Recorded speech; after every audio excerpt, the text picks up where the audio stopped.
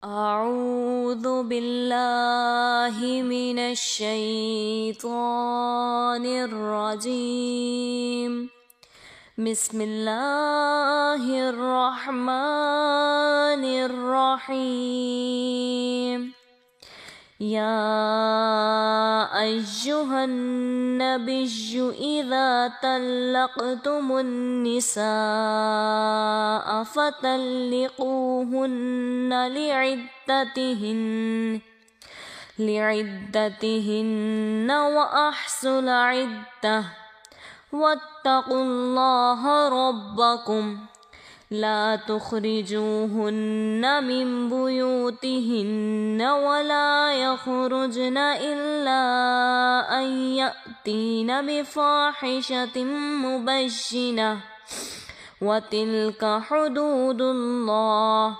ومن يتعد حدود الله فقد ظلم نفسه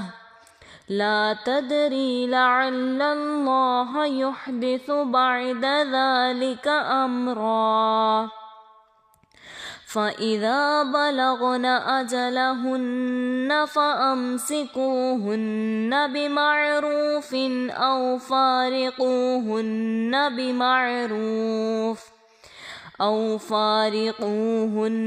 بمعروف وأشهدوا ذوي عدل منكم وأقيموا الشهادة لله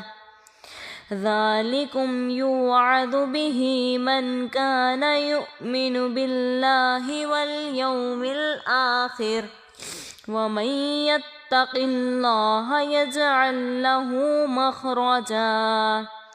ويرزقه من حيث لا يحتسب ومن يتوكل على الله فهو حسبه إن الله بالغ أمره قد جعل الله لكل شيء قدرا. واللائي يئسن من المحيض من نسائكم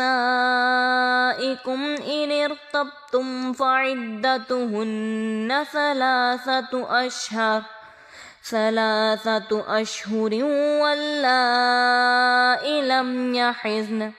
وأولاة الأحمال أجلهن أن يضعن حملهن ومن يتق الله يجعل له من أمره يسرا. ذلك أمر الله أنزله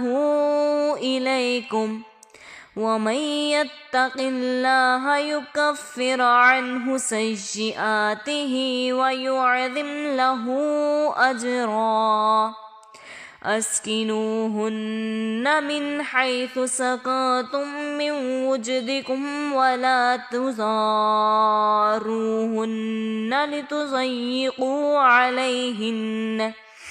وإن كن أولات حمل فأنفقوا عليهن حتى يضعن حملهن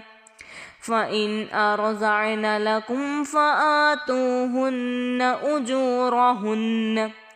وأتمروا بينكم بمعروف وإن تعاسرتم فسترضع له أخرى لينفق ذو سعة من سعته